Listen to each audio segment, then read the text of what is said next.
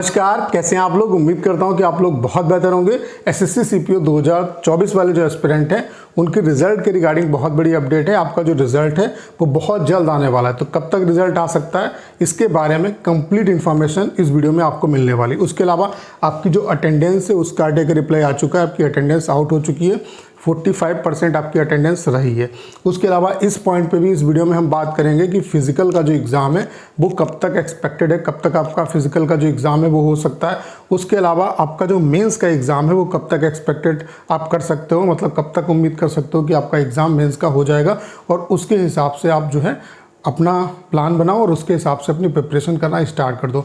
बाकी जितने भी एस्पिरेंट जो सीपीओ 2024 का टियर 1 का एग्ज़ाम दे चुके हैं उन सभी को मेरी एडवाइस है कि अगर यूआर कैटेगरी में 120 प्लस राय स्कोर आ रहा है तो आप मेंस की प्रिपरेशन में लग जाओ। बाकी ओबीसी ईडब्ल्यूएस कैटेगरी से अगर आपका 110 प्लस राय स्कोर आ रहा है तो आप मेंस की प्रिपरेशन में लग जाओ। बाकी एससी एसटी कैटेगरी से अगर 100 या उससे ऊपर राय स्कोर बनना है तो मेंस की प्रिपरेशन करो। यहाँ पे सिलेक्शन आप इजीली ले पाओगे अगर टियर 1 मान लेते हैं आपका सिर्फ आप थ्रेशोल्ड पे हो और आपका कट ऑफ क्वालिफाई हो जाता है। अगर मेंस में आप अच्छे तरीके से प्रिपरेशन कर लेते हो तो यहाँ पे सिलेक्शन की प्रोबेबिलिटी बहुत ज़्यादा रहेगी। उसका सबसे बड़ा रीज़न ये होता है कि अभी यहाँ पे चूँकि नंबर आप जो एस्पिरेंट है बहुत ज़्यादा बाहर हो जाते हैं, क्योंकि फिजिकल जो है एक अच्छे लेवल का यहाँ पे होता है, तो उससे क्या है कि भीड़ आपकी बाहर हो जाती है। तो अगर आप थोड़ी सी मेहनत कर लोगे मेंस में, अगर इंग्लिश आप बेहतर कर लेते हो, इंग्लिश पे काम कर लेते हो, तो यहाँ पे ईजिली आप सिलेक्शन ले लोगे यहाँ पे।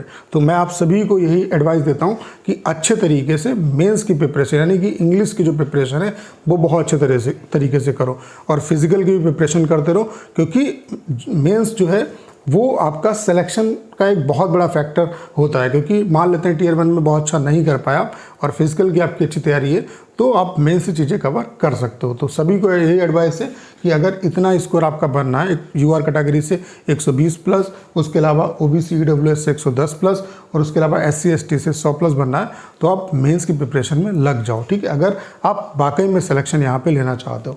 तो चलिए स्टार्ट करते हैं। वीडियो को स्टार्ट करने से पहले आप सभी को एक इन्फॉर्मेशन देना चाहता हूँ कि अगर आप एसएससी सीएचएसएल सीजीएल एग्ज़ाम को क्वालिफाई करना चाहते हैं तो टाइपिंग की भी साथ साथ प्रिपरेशन करते रहो, और टाइपिंग ऐसे सॉफ्टवेयर पे प्रैक्टिस करो जिसका इंटरफेस बिल्कुल एसएससी सीएचएसएल सीजीएल जैसा हो। हमने आपके लिए कंप्लीट टाइपिंग का सॉफ्टवेयर बना दिया जिसका इंटरफेस बिल्कुल एसएससी सीएचएसएल सीजीएल जैसा है। बाकी यहाँ पे हम आपको 250 पैसेज दे रहे हैं जो कि सीएचएसएल सीजीएल एग्जाम में आए हुए हैं। बाकी जो लेटेस्ट वाले पैसेज हैं वो बहुत जल्द यहाँ पे हम आपको प्रोवाइड करा देंगे।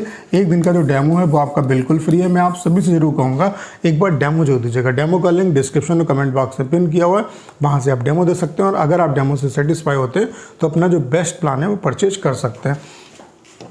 सबसे पहले अगर हम बात करें अटेंडेंस की तो आप देख सकते हैं यहाँ पे जो टोटल फॉर्म पड़े थे आपके वो 7,34,159 फॉर्म पड़े थे, और जो बच्चे अपीयर हुए जिन्होंने एग्ज़ाम दिया है वो कितने आप देख सकते हैं 3,30,640 जो एस्पिरेंट हैं उन्होंने एग्ज़ाम दिया है, यानी कि ये आपकी अटेंडेंस रही। अगर परसेंट वाइज देखें तो 45% जो बच्चे हैं वो एग्ज़ाम में अपीयर हुए। बहुत ज़्यादा इससे फ़र्क नहीं पड़ता है, क्योंकि आपको पता है कि मोटा मोटी जो कंपटीशन है वो 3 से 4 लाख बच्चों के बीच में ही होता है, 3 से 4 लाख बच्चों के बीच में होता है। यहाँ पे क्या है, यहाँ पे तो और भी कम होता है। जितने भी आप एग्ज़ाम दो सीएचएसएल सीजीएल एमटेस, मोस्टली जो कंपटीशन है वो 3 से 4 लाख बच्चों के बीच में। यहाँ पे क्या है कि फिजिकल का भी बैरियर है तो कंपटीशन ये और कम है। इसीलिए मैं कहता हूँ कि मेंस की प्रिपरेशन करो अच्छे तरीके से और फिजिकल पे काम करो। अगर ये दो चीज़ों पे कमांड है और टियर 1 में जितना मैंने राइस को बताया उतना बनना है तो सिलेक्शन आप इजीली ले लोगे यहाँ पे, ठीक है। तो ये आपकी अटेंडेंस रही है, ठीक है। उसके अलावा अगर हम बात करें कि रिजल्ट आपका कब तक आ सकता है तो ये 2023 का आप डाटा देख सकते हैं। 2023 का जो टियर 1 का एग्ज़ाम हुआ था वो 3 से 5 अक्टूबर तक चला था। इसकी जो आंसर की आई थी वो 7 अक्टूबर को आई थी, और इसका जो रिजल्ट आया था वो 25 अक्टूबर को आया था।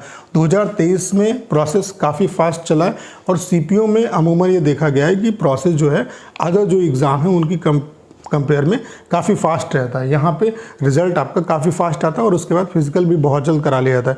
पूरी वैकेंसी बहुत कम टाइम पीरियड में आपकी कंप्लीट हो जाती है। तो यहाँ पे जो टियर 1 का एग्ज़ाम जब ओवर हुआ उससे 20 दिन के बाद आपका रिजल्ट आ गया था। फिजिकल की अगर हम बात करें तो 14 नवंबर को फिजिकल कराया गया, यानी कि जिस दिन रिजल्ट आया उसके जस्ट 20 दिन के बाद आपका फिजिकल करा लिया गया। उसके अलावा फिजिकल के रिजल्ट की बात करें तो 20 दिसंबर को रिजल्ट आया, यानी कि जिस दिन फिजिकल आपका हुआ उससे 1 महीने कुछ दिन के बाद आपका फिजिकल का रिजल्ट आ गया।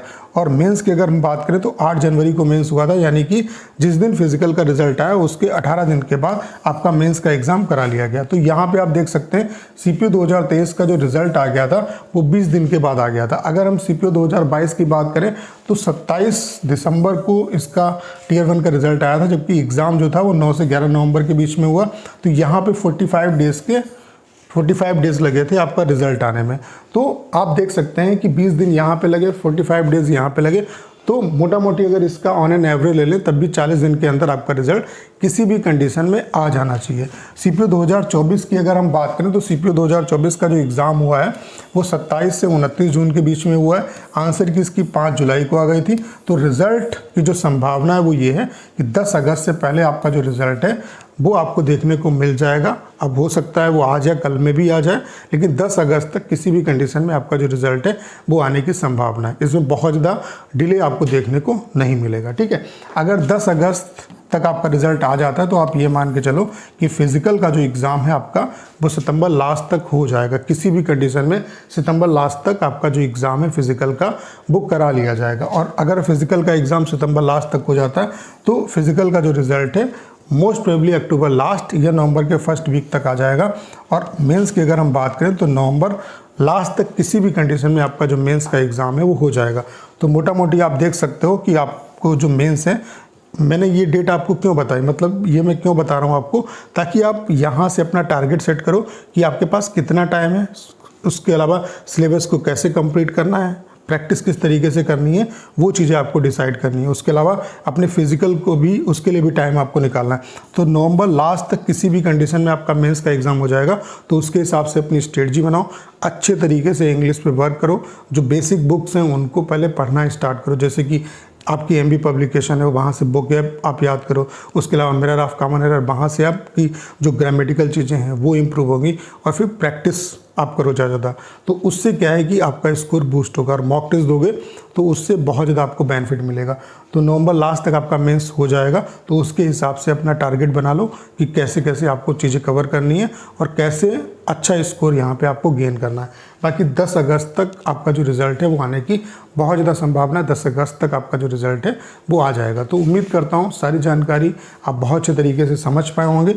बाकी ये कंप्लीट टाइपिंग का सॉफ्टवेयर हमने आपके लिए बना दिया है, तो इसको आप परचेज कर सकते हैं। 250 पैसेज यहाँ पे आपको मिल रहे हैं जो कि CHSL CGL एग्ज़ाम में आए हुए हैं। बाकी जो लेटेस्ट वाले पैसेज हैं वो बहुत जल्द यहाँ पे हम आपको प्रोवाइड करा देंगे। एक दिन का जो डेमो है वो आपका बिल्कुल फ्री है। मैं आप सभी से जरूर कहूँगा एक बार डेमो जो दीजिएगा। डेमो का लिंक डिस्क्रिप्शन और कमेंट बॉक्स में पिन किया हुआ है, वहाँ से आप डेमो दे सकते हैं। और अगर आप डेमो से सेटिस्फाई होते हैं तो अपना जो बेस्ट प्लान है वो परचेज कर सकते हैं।